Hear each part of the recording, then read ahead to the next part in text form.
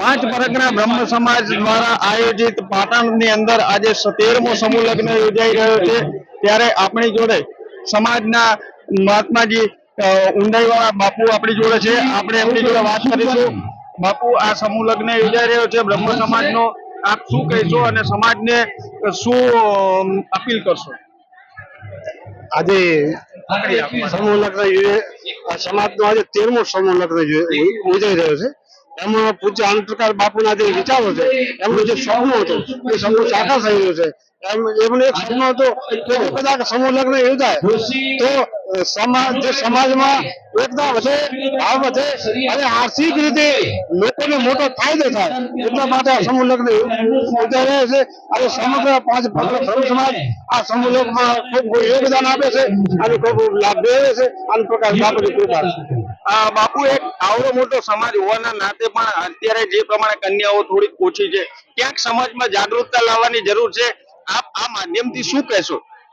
હું તો એટલું કહેવા માંગુ છું કે જાગૃતતા લાવવાની જરૂર છે અને આ સમયની અંદર મોટા સમાજ પ્રમાણે સમૂહ લગ્ન ઓછા થશે, વાત તમારી સાચી છે, પણ એમાં કંઈક અમારો પરિશ્રમ ઓછો પડે છે અને કંઈક લોકો જાગૃતિ આવી નથી અને બંને વસ્તુઓમાં છે। કાંઈક પરિશ્રમ ઓછો પડે છે અને કાંઈક જાગૃતિ ઓછી છે, પણ લોકો ઘરે ઘરે જઈ અને આ વિચાર વિમર્શ કરી અને આ લોકોને ખરેખર વિચાર આપશે તો મને એટલો વિશ્વાસ છે કે આમાં સમૂહ લગ્નનો ખૂબ વધારો થશે, એવી મને વિશ્વાસ છે। ભરતભાઈ જોશી। ભરતભાઈ, આજનો કાર્યક્રમ સમૂહ લગ્નનો છે, આપ શું કહેશો? પાંચ પરગણા બ્રહ્મ સમાજ દ્વારા આ 13મો સમૂહ લગ્ન એટલો ભવ્યાથી ભવ્ય ઉજવવામાં આવી રહ્યો છે અને બહુ મોટી સંખ્યામાં સમાજના અગ્રણી કાર્યકર્તાઓ, બંધુઓ, ભગીનીઓ સૌ વધાર્યા છે અને બહુ સરસ મજાનું આયોજન કરવામાં આવ્યું છે। આપણી જોડે સમાજના બીજા પણ આગેવાનો જોડાયા છે। આપનું નામ? મારું નામ ભોળાભાઈ જોશી। ભૂરાભાઈ, આ આયોજનમાં અત્યારે 7 કન્યાઓનું સમૂહ લગ્ન યોજાઈ રહ્યા છે, તો આપ શું કહેશો? પહેલા તો મારે એવું કહ્યું છે, આ વખતે થોડા અમે લેટ હોવાના કારણે, આમ તો ગઈ વખતે 27 અમારે બ્રહ્મ સમાજની દીકરીઓ હતી। અમારો મુખ્ય ધ્યેય એ છે કે સમાજમાં ખર્ચા ઓછા થાય, સમાજ એક તાતણે બંધાય, સૌ હળી મળીને અહીંયા મળીએ। અમે આ પ્રસંગે અમારો સમાજ પણ રાજી રહે અને અમે બ્રહ્મ સમાજના દરેકને અહીંયા મેળ આપવા માંગીએ છીએ કે સમૂહ લગ્ન કરવાથી સમાજની ઉન્નતિ થશે, સમાજની પ્રગતિ થશે અને સમાજના ભાઈચારાની ભાવના વધશે। ખૂબ દાતાઓ અમને મળ્યા છે અને ખૂબ દાતાઓએ દાન પણ આપ્યું છે અને હું એ ભગવાન મહાદેવની પ્રાર્થના કરું કે ઉત્તરોત્તર અમારી પ્રગતિ થાય અને સમાજની પ્રગતિ થાય। બીજા આપણી જોડે આગેવાન જોડાયા છે, આપણે એમની જોડે વાત કરીશું। શું નામ છે? રમેશભાઈ દવે। રમેશભાઈ, આપ આ આયોજન વિશે શું કહેશો? અમારા પાંચ પરગણા બ્રહ્મ સમાજના આયોજિત 13મો સમૂહ લગ્ન આજે ખૂબ જ ઉત્સાહપૂર્વક ઉજવાઈ રહ્યો છે।